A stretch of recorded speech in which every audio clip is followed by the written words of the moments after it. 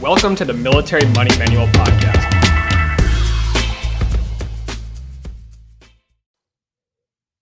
Hello, Happy New Year again. This is Jamie with the founder of militarymoneymanual.com and the author of the book, The Military Money Manual, Spencer. Hello, Spencer.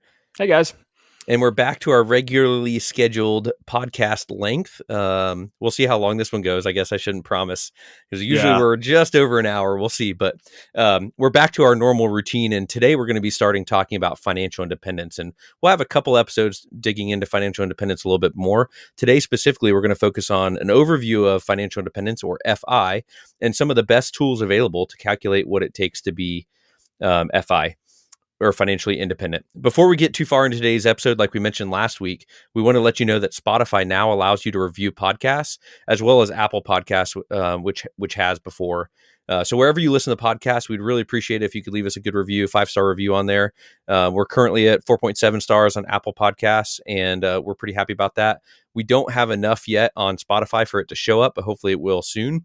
And if you do have any feedback on it, remember you can reach out on Instagram, Military Money Manual, DM, or info@militarymoneymanual.com. So today we're going to be talking about financial independence, and we're just going to go over some of the basics, some of the key terms that you might hear in the financial independence space. A lot of people like to call it the financial independence movement, but I really hate that nomenclature. It's almost as bad as calling it an ecosystem. Like anytime someone says something is an ecosystem, I'm just like, what? Like, what does that even mean? I don't understand. Yeah. I've looped you into my ecosystem now. It's like, oh, gross. But yeah, let's get into it. So some of the things that we're talking about today, you might hear us say FI or FI. And that stands for financial independence or financially independent. You might hear RE or RE. A lot of times you'll hear that in the context of real estate or REI, real estate investing. But in the context that we'll probably be using it today would be retire early, although that's not too hard to say. So we'll just say that. and then the whole concept, you'll hear a lot about FIRE or FIRE. The FIRE movement. The FIRE movement. Which again, I can't, I don't join movements. I'm sorry, but financial independence, retire early, and the whole concept about it behind the financial independence, you want to say retire. Movement? Yeah, I do. It's more of just an idea, right? Concept. Yeah. But in my book, The Military Money Manual, I talk about FI, and that's really what the book is for. It's to introduce the concept of FI to military service members and show them that, hey, like, you have a unique opportunity here that your civilian counterparts might not have, and you can achieve financial freedom. Again, we'll use financial freedom and FI kind of interchangeably, but you can obtain that in the military, and you don't even have to wait until you get a military pension. Mm-hmm. Now, the military pension is definitely a great hack. It's definitely a great cheat code, but you can, if your savings rate is high enough, you can achieve FI even before you achieve your military pension, and then you can just add the military pension on top of it, and now all of a sudden you've got the gravy train. So in the book, I talk about FI occurs when your assets and or passive income can provide enough income to cover your lifestyle expenses. And one of the cool things about FI is that it's completely flexible, and the finish line is really defined by you. So one of the concepts that with FI about the flexibility is and defining your own finish line is you can have, and you'll find this on online within the FIRE movement, but you can have people who the FIRE community. The FIRE community. Ugh, I don't know about communities either, but you can find people who want to be lean FI, which is essentially bare minimum expenses. And this is kind of the quintessential lean FI guy is Mr. Money Mustache. If you have never read any of Mr. Money Mustache's stuff, I urge you to go read some of his stuff. He was really my first introduction to FI. Jamie, do you remember what your introduction to FI was? I think it was the same, to be honest. I don't really remember. I remember him being someone that I heard about, and I was kind of like, that's kind of weird. Like, I don't know if I could ever do that. It's kind of against the culture of what we do in America. And I just kind of like watched a couple of videos or a friend told me about it and then moved on. But I think he was probably one of the main exposures for me as well. Yeah. So he has this great article, which I think I read when I was I was at Altus Air Force Base. I was in a long training pipeline in 2012, early 2012. That's actually when I started the website too, because I read some of his stuff and I was like, hey, this would apply to the military. Yeah. But he has this great, and you can Google this, the shockingly simple math of early retirement. And he basically just walks you through the 4% rule, which we'll talk about in just a little bit.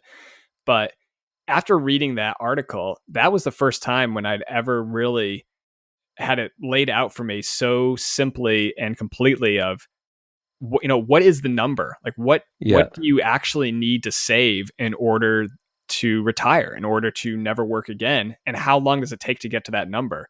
Like when I was growing up, I used to read Forbes and Money Magazine and, all the things that nerd kids who are into investing used to read, but they would always just talk about, like, it was always just so vague, like, like 80%, like one of the most commonly used guidelines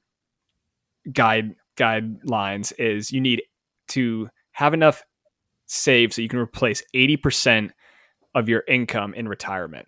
So if you're making $100,000 a year, you need enough saved that you can live off of $80,000 a year. But it's like, well, what if your expenses are $50,000 a year? Right. What if your expenses are $40,000 a year? Like that just doesn't, it makes no sense. So it was every like retirement guideline I saw when I was growing up was always based off of what is your income?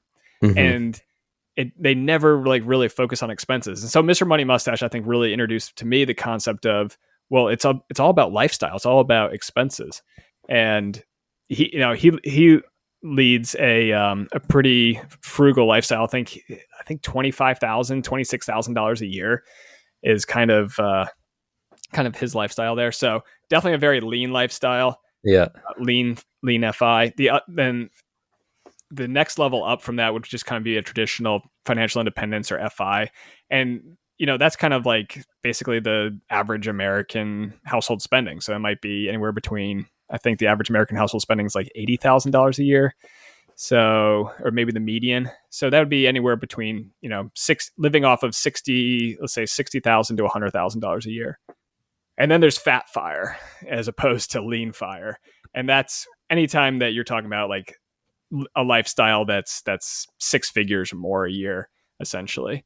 And,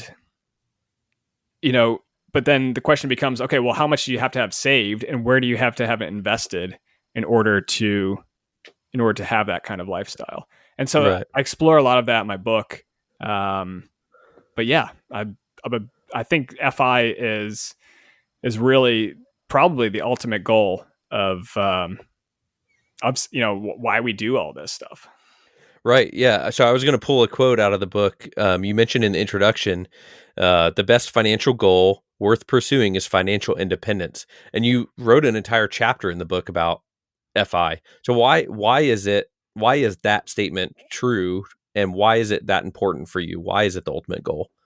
Well, I think it's the ultimate goal because if you think about all the other sub goals of personal finance, like, for me, when I right after I got married, I was living paycheck to paycheck, and my wife came in and was like, no, we're not doing this anymore. Like, we need to have enough savings. We need to have enough cash that we're not putting stuff on our credit card. And then as soon as I get a paycheck, I'm paying off that credit card, but then our checking account is back down to zero and we can't go do the things that we want to do. So not living paycheck to paycheck was kind of like my first financial, personal finance goal. And then it was, building an emergency fund, getting out of debt, saving, investing. For some people with kids, it might be paying for their college. But, all of these goals, they're just like little sub goals of the ultimate financial goal, which I think is financial independence. And if you think about it, right, like, well, why do you want to get out of debt? And it's like, okay, because I want to be able to, do what I want with my money. Mm-hmm. And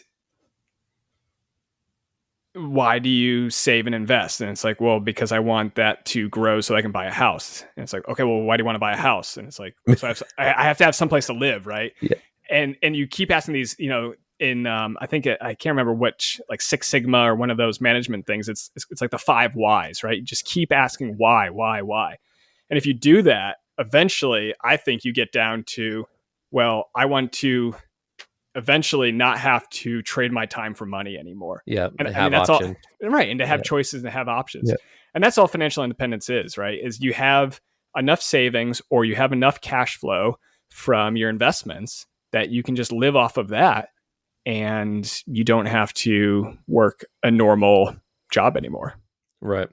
So you mentioned FI and how the military is a great opportunity to achieve financial independence, even before achieving the 20-year pension if you're under the legacy retirement. What's the current status kind of before you and you started doing your research on financial independence? Are there any other resources out there that are specific to FI in the military? Yeah. So one of the great ones is Doug Nordman. I got to give a shout out to Doug because right when I first started my website, I reached out to him and he was super helpful. And I've actually, so he lives on Oahu in Hawaii. He retired out here after 20 years in the military. And I'm currently stationed out in Oahu as well. So we've met up a few times. Great guy. Much better surfer than I am, but he wrote the Military Guide to Financial Independence and Retirement, and I think that came out in 2011 or 2012. It was a couple years after I got into the military, and I would really consider him kind of the godfather of the military FI movement. I think he's pretty. I mean, if you go look on any of like the Bogleheads forums or any of kind of the classic financial independence community forums out there, you'll find he's written tens of thousands. I mean, probably whole books worth of posts. And then his blog is themilitaryguide.com with hyphens in between, or you can just Google the Military Guide. And he's got some just classic articles on there. He really, breaks down, how to achieve FI in the military. And one of his biggest contributions to the community is really exploring, like, because a lot of guys will, when they earn their military retirement, but then they go right back to work, right? They get a GS job, they get a government job, or they go to work for a defense contractor or whatever. And when he was getting close to his retirement, I think he retired in the early 2000s, and he was like, I just want to surf. Like, can I do that? And it turns out he could, right? Because he had been he didn't even realize it, but he had been on the path to financial independence his whole life because he'd been saving 10, 20, 30% of his income. And so had his wife. And when they earned the military pension, they already had millions in the bank. And then the military pension was just gravy on top. And so go look at his stuff. He's got some really good stuff out there. Doug Nordman from the Military Guide. And, a lot of good stuff for if you want to deep dive into achieving financial independence in the military. Yeah, good stuff. Okay, so some other basic FI terms and some of the other basics of FI. Does FI, Spencer, does it always have to end with retire early? If that gives someone a bad taste in their mouth, does it have to mean you stop working when you're 29 and live in a van down by the river? Absolutely not. And I think that's one thing that a lot of people have come to realize, especially in the FIRE movement or the FIRE community, as we've been jokingly saying. But a lot of them are achieving rapid financial independence in their 20s and their 30s, and they'll take some time off, but they quickly realize that I got to do something with my time. And, if you're the kind of person that can plan and execute, a 10 to 15 year plan of, okay, I'm going to save this much money and I'm going to invest it here. And after, just based on simple math, after compounding interest, I'm going to have a couple $1 million in the bank in 10 to 15 years. And then you execute that plan, retiring to the beach to sip margaritas is probably not going to sit very well with you. Like, you're probably going to do something else. But that's the beauty of FI, is that you can choose to do something else because you have this backstop of all these savings and all this income and all these assets that are just throwing money at you every, month or every quarter or every year. Or if you need to, you can sell some of your assets and live off, selling them. Mm-hmm. then you can choose to do what you want with your time. And a lot of people are realizing that, once they become FI, it's a lot easier to say no to your boss at work. Maybe not in the military, but but it's a lot easier to, go for the assignments that you want to go for, or do the jobs that you want to do, because that, hey, what's the worst case scenario? They fire me. Okay. Like I got all these savings to fall back on. And it actually can make you a more efficient and a more effective employee, which might actually result in more responsibility, more promotions, and more income. So it's kind of, it's like the movie Office Space, right? But like as soon as the guy stopped caring, they actually promoted. They were like, yeah, you got management written all over you. But imagine being in a position where you're passionate about your work and you're enjoying it more, and you're passionate about it, and you're enjoying it more because you're passionate about it. And it's this like self-licking ice cream cone where you're better at your job because you like it more. And then you continue to get better at it because it's something you're passionate about. So that's a great thing. It doesn't have to mean that you get out of the military early. It doesn't have to mean that you stop working when you're 29. It can. You have lots of flexibility with the FI concept for sure. Another one I just wanted to get out. You mentioned already the 4% rule. Can you just kind of give an overview of what that is when people read about that or hear that? What does that mean, and where does that come into the FIRE game plan? Sure. So the 4% rule kind of started with a study known as the Trinity study. It was conducted at Trinity University in Texas, I believe, back in the 90s. And it was like 3 professors, and they just looked at all the stock and bond returns for the last, whatever data they had, probably back to 1929 or 1920 or whatever. And they said, okay, for the last 70 years, what could, if you had a pile of money, what would be the safe withdrawal rate to pull from that money and not end up with no dollars at the end of a 30-year period? And so they looked at, okay, what if you had like 80% stocks, 20% bonds? What if you had 20% stocks and 80% bonds? And they looked at all the different asset allocations, all the different mixtures. And what they determined was, with a reasonable stock bond allocation, I think theirs came out to be like 60-40 or maybe 80-20 stocks to bonds. If you withdrew 4%, inflation adjusted too, they didn't account for any variability in the plan or any flexibility in the plan. But if you just withdrew 4% from that chunk of money, so if you had $1 million, let's say in 1960, would it last until 1990? And if you withdrew only 4% a year, inflation adjusted, from that pile of money, so for $1 million, you withdrew $40,000 a year, and then you increased it for inflation every year, at the end of 30 years, you had more than $1.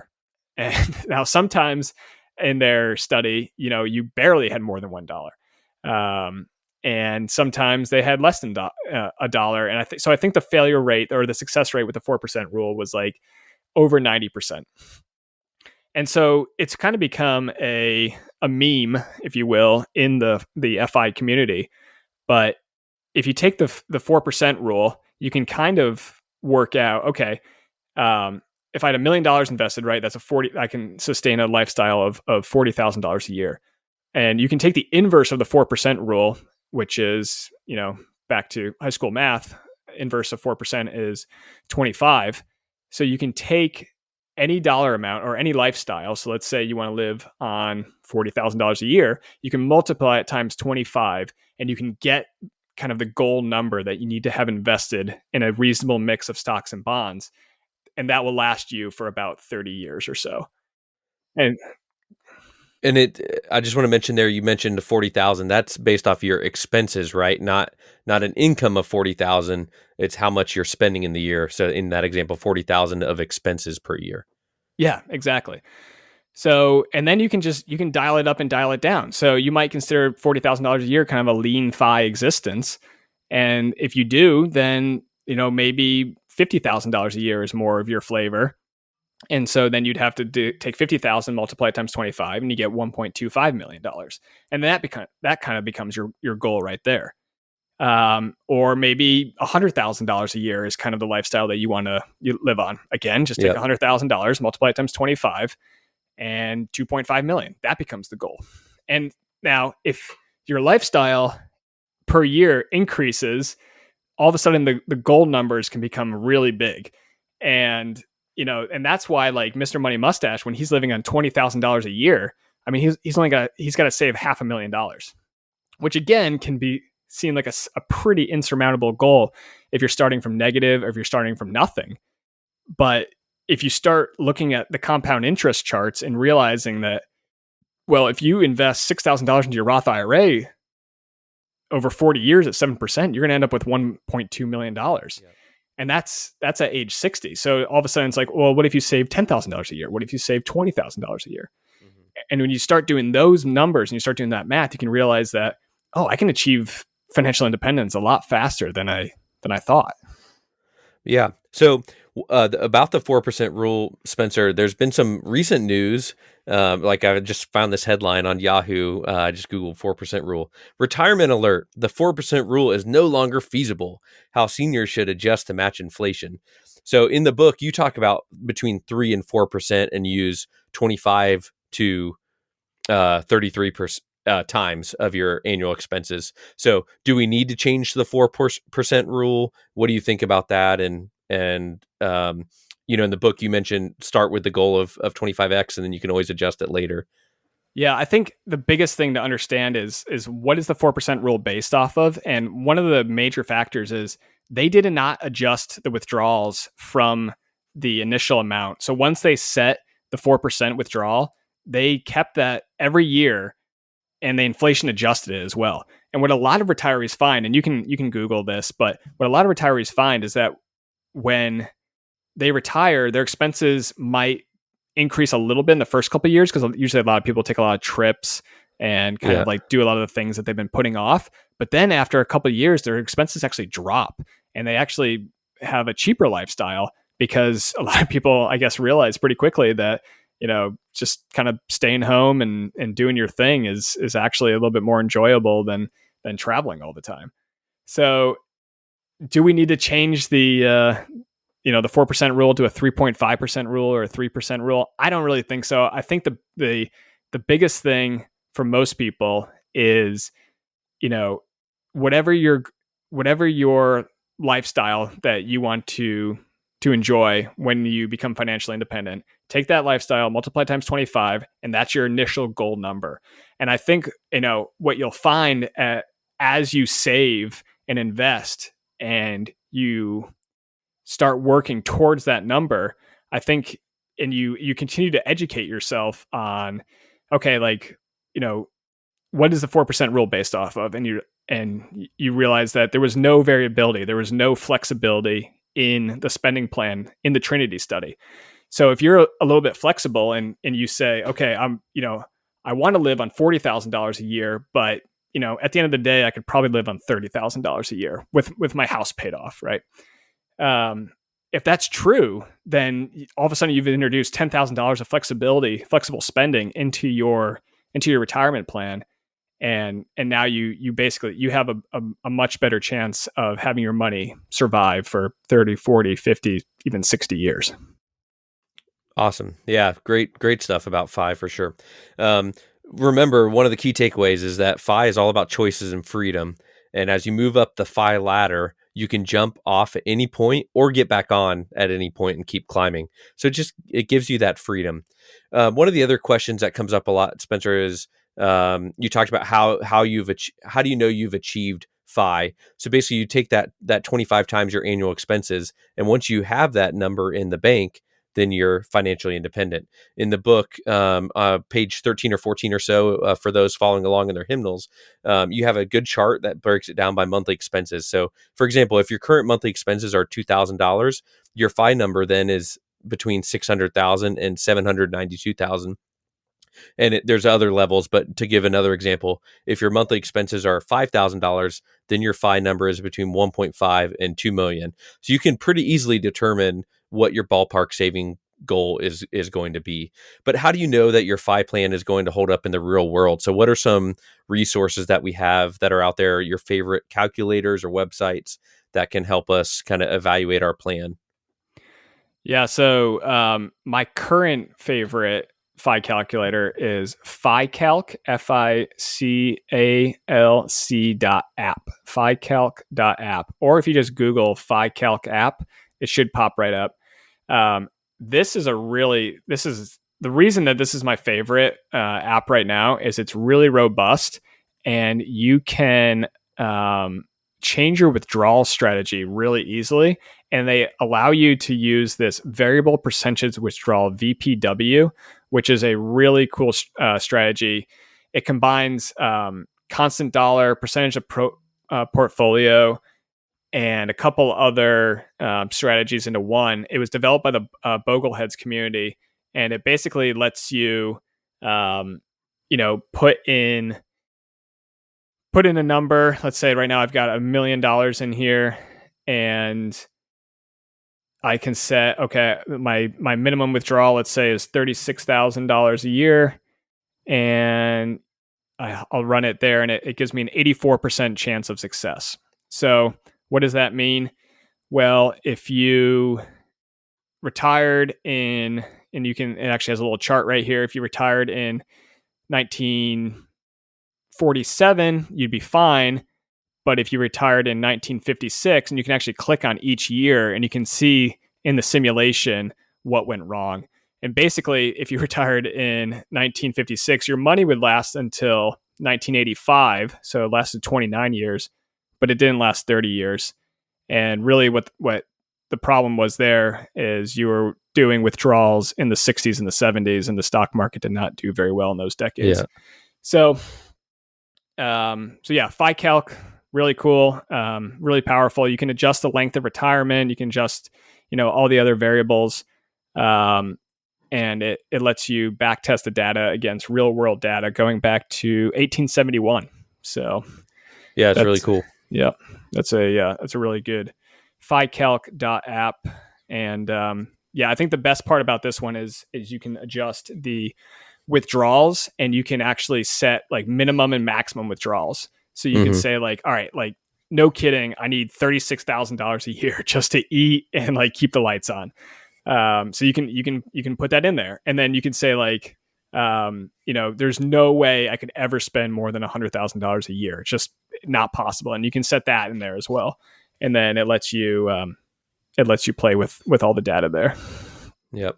Another good one is Networthify. That's the next one on our list of favorite ones. That's networthify.com. And they have an early retirement calculator that allows you to play with your savings rate and your safe withdrawal rate, and just kind of manipulate the numbers and help you find the numbers from now until retirement with their savings rate calculator, which is neat. And you also have a chart about that in the book. That's very helpful. For example, on Networthify, you can play with an annual, and this is net income on their chart, of $100,000, for example, and an annual savings rate of 50%, which we talked about in the past. Seems crazy, but it is doable. With then $50,000 in annual savings, you can retire in less than 17 years with 1.3 million. So you can get some good information on there of how far you are from your goals. Yeah, the one thing I really like about Networthify, and Mr. Money Mustache talks about this on his Shockingly Simple Math, but it breaks down how many years it's going to take you to reach FI based on your savings rate. And so you can also like play with the data and say, okay, well, what if I save an extra 5% or 10%? Yeah. And you might see like, oh, that's going to like an extra 10% savings. That might shave 2 or 3 years off of working before you can reach FI. And then that might cause you to go look at your budget and say, okay, like what am I not getting that much value out of, and I can cut and increase my savings rate? Or it might make you say, all right, like, what can I do at my job, or what can my spouse do at their job so that they make more money and we can reach financial independence that much faster? And Networthify is definitely one of my favorite tools for thinking about financial independence and how long it's going to take. Another one that I really like is the Mad Fientist, MADFIENTIST. Didn't know it was going to be a spelling bee today, but the Mad Fientist, Brandon, except after Fientist, right? He's got a great podcast. He's had a lot of really cool people on there. I think he's actually stopped really updating his podcast because he's like, I've reached FI and I don't really have anything that much else to say. But he talks a lot about tax optimization on there. on his podcast, or not on his podcast, but on his website. And then his podcast, he has just some really interesting. I think Doug Norman actually was one of his first guests on there, so that's a really good military themed podcast there. Or that specific episode. But he has the Mad Scientist Lab. It's free sign up. You got to put your email address in, but then he gives you some really cool resources like a FI tracker. So you can go and log in every month and put in your data, and it'll show like, okay, you're like on glide path, or you're above or below to reach FI by your goal. It has like a countdown clock, like the time to get to FI. Talks about your savings rate, your safe withdrawal rates. You can dial that up and down based on different variables in the stock market. Yeah. So that's a really great website as well. Another one that kind of got me started on this whole thing is the original, the Fire Calc. Have you ever used that one, Jamie? No, I didn't. I saw you had this one on the list. I have not looked this one up yet. Yeah, so this, like, it looks like a website from like the 1990s. I mean, it's got like, it's actually got this really hilarious, they haven't changed it in like 10 years. But it's how I always know them on the right website. They've got this hilarious picture. It might be Tom Cruise on the homepage, like at the, at the wheel of like a ship, is that from a movie? Yeah, I don't know, but it's like, it's like everyone's like idealized retirement dream, like sailing away, with their loved ones. But and it's actually hard to see, like, where does the calculator even start here? But it's on the right hand side. It says start here. You put in your spending, your portfolio, and the years, and then you just hit submit, and then it spits out this crazy like line chart thing.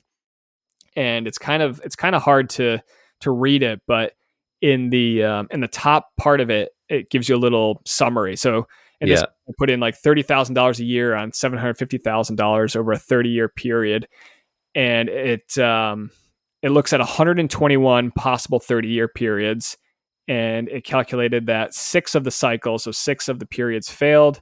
So you had a 95% success rate if you had $750,000 and you withdrew $30,000 a year from it. So this chart kind of looks like a hurricane forecast model where it's like, it may hit Florida, it may hit Mexico. We're not really sure. We're just going to draw a bunch of lines on the map. Yeah, exactly. So that's a 4% rule right there. 30,000 out of 750. So you can see the 4% rule is pretty robust, a 95% success rate. And again, that's with no variability in the spending.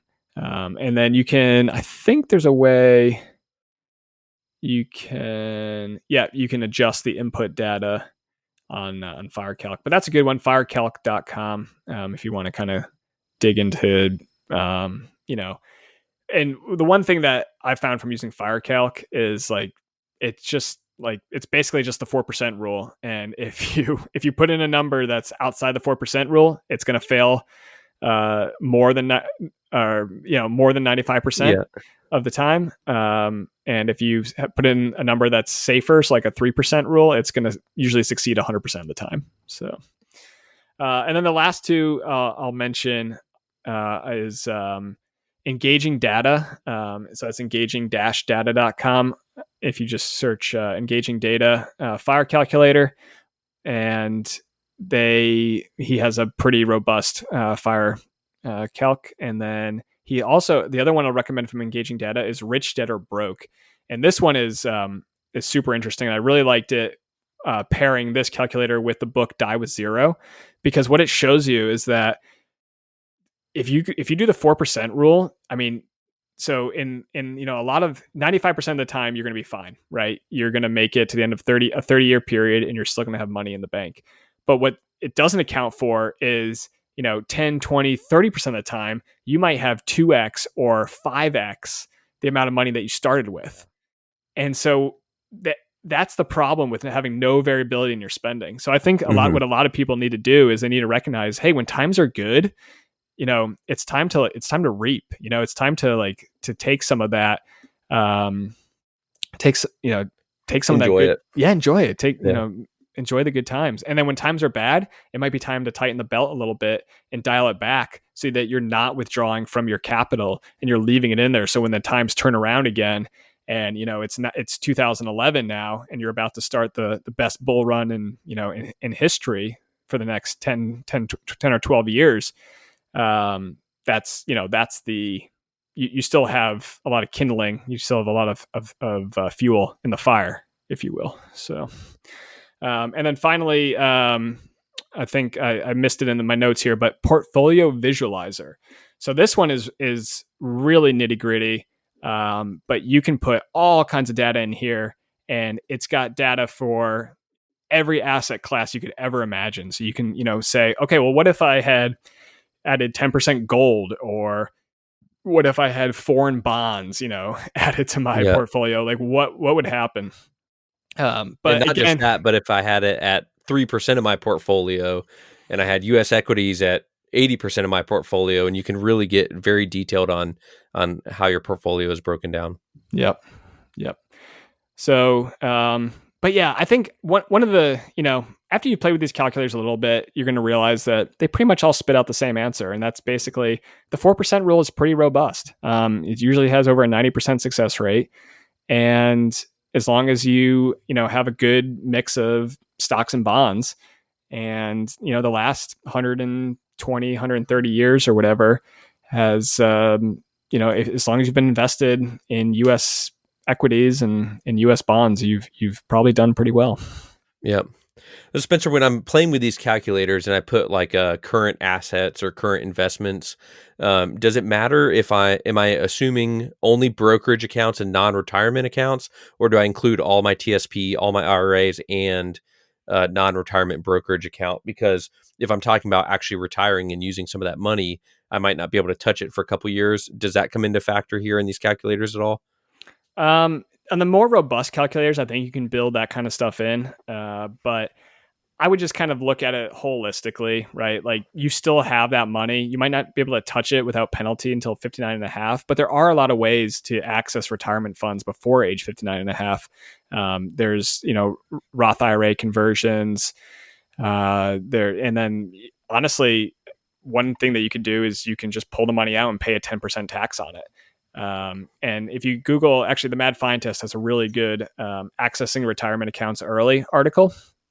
If you go look that up, he kind of breaks down the math of like what is the optimal way to, if you need to access retirement accounts early. But hopefully, as you've been saving and investing for financial independence, you've been maxing your retirement accounts, and then in addition, you've also been building your brokerage accounts, and that way your taxable accounts, and then that way you have what I like to call a gap fund, right? So that would, if you do stop working for any income, let's say at age 40, which has always been kind of my goal, it'll cover me for 20 years until I can access my retirement funds at age 59 and a half. Great. And then sometimes FI is a relatively new, or I guess it's gained a lot of popularity at least, and it kind of goes against or doesn't quite align with traditional or mainstream financial advice. And we mentioned earlier, people may have kind of a negative connotation of it because they don't want to live in a van for the next 40 years. Why do you think that is? And what are some misconceptions about FI that maybe we could clear up here? I think, a lot of people think it's only for the wealthy or for people who have a high income, but it really isn't. The only thing that FI is it's just math, right? The only thing it's showing you is, hey, if you save and invest a certain percentage of your income, eventually through compounding interest, it's going to grow to be able to cover itself. So I've got this chart in the book, which is the working years to financial independence. And if you follow traditional, mainstream financial advice, it's on page 35. At 10%. Turning there now. Thank you. Can you hear that? Yes, I can hear the pages. But if you look, it's in the Principle 6, savings rate beats rate of return, if you got the ebook. But, a 10% savings rate, you're going to be working for over 45 years before you can be financially independent. That's assuming I assumed a 6% real return on investment for that one. But if you can crank that savings rate up to 20%, all of a sudden now you're less than 35 years of working until you've achieved financial independence. So that would still be considered. And, like I know a lot of people in my parents' generation, they're planning to work till they're 70. And in this case, if you could be financially independent by, with 35 working years, if you start working at 20, 35 years later, you're retiring at 55. That's still an early retirement for a lot of people. Mm-hmm. And then if you can really crank up the savings rate, stuff that Jamie and I have talked about, like 40 and 50%, now all of a sudden you're looking at, at 40%, you're looking at almost exactly 20 years, which is when you earn the military pension. So that kind of, I like how that kind of conveniently aligns right there. Right. But yeah, I mean, it's not your financial independence and like the math of FI. It's way outside, or it seems to be way outside the mainstream. And I think that's just because people don't know, like they think that it's this kind of like MLM or crazy Ponzi scheme, but it's not. It's just math. And it's not a LuLaRoe Amazon video documentary coming up. Yeah, no, I can't wait to see the Military Money Manual version of that. But like you said in the book, people really just have to ask themselves if they really want to work forever. And I really like this quote. Many people don't realize how unhappy they are with their current situation until they start asking themselves big questions. And like one of the ones you listed was, if I had $20 million and could quit working tomorrow, what would I do with my time? And when you start thinking about the why, it gives you the motivation to start running these calculators and looking at the math and potentially increasing your savings rate. That would be our goal for you, and our desire for you is that you figure out a way to increase your savings rate that aligns with your why and helps you achieve freedom and choices in your life so you can do what you're passionate about and what brings you joy. Yeah, one thing my wife mentioned the other day is, when people are like, well, I don't even know what I would do if I was financially independent, like with my time. It's like, well, what do you do on the weekend? Like, do you go to work? If you go to work, then you're probably not a good candidate for retiring early, but you can still be a good candidate for financial independence. But, whatever you do on the weekend, like just like, could you do that for the rest of the week, or could you do that for a long weekend and then maybe dial back, to part-time? Like, a lot of guys, if they were in a better financial position, maybe at the end of their commitment, they go into the Guard or Reserve, because that's it doesn't pay as well as active duty.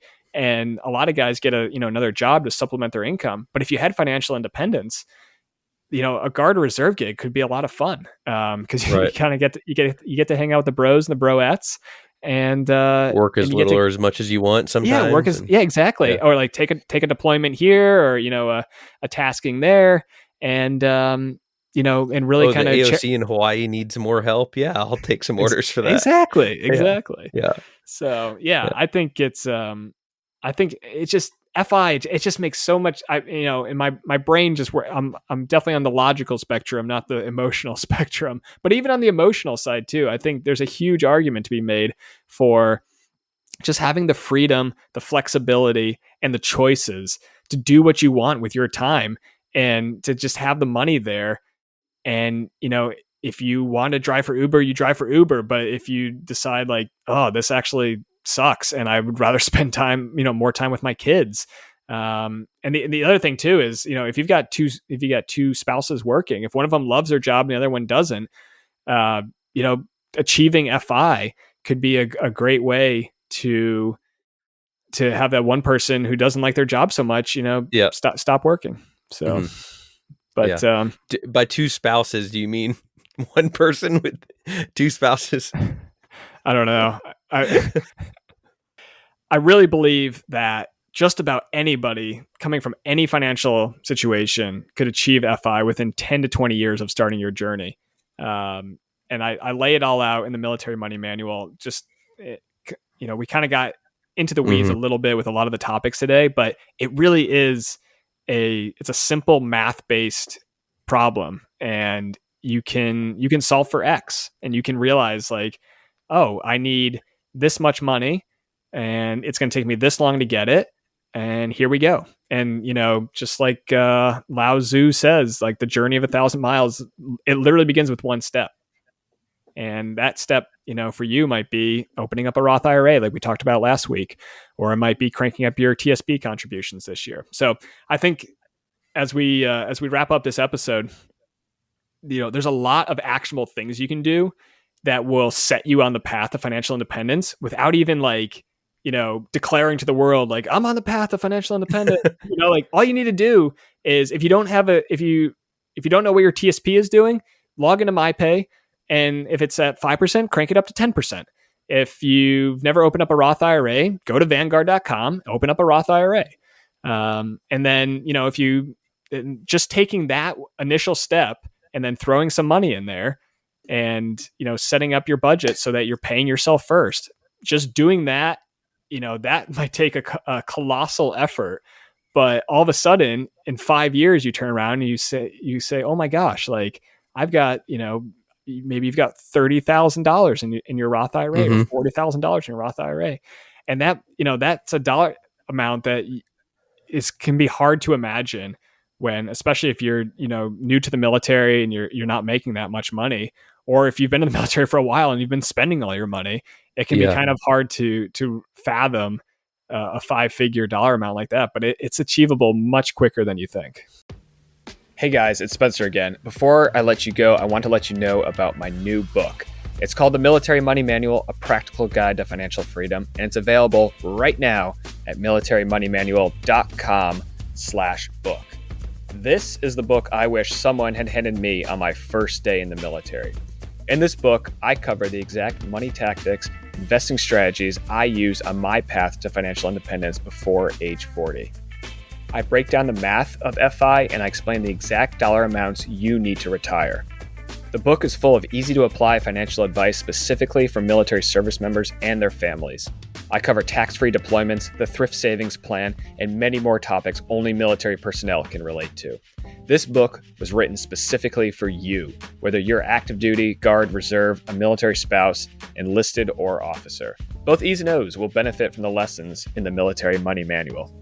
If you're in the Army, Navy, or Air Force ROTC, or if you're a cadet or midshipman at West Point, Naval Academy, and the Air Force Academy, this is the perfect book to start your military career with. Again, the book is available right now at militarymoneymanual.com/book, an audiobook, ebook, and my personal favorite, the hardcover book. The hardcover book was printed right here at home in the United States of America, and it will look great on your bookshelf. So check it out. Let me know what you think. And remember, podcast listeners can use promo code PODCAST to get a special discount. It's called The Military Money Manual, A Practical Guide to Financial Freedom, and it's available right now at militarymoneymanual.com/book. Thanks for listening.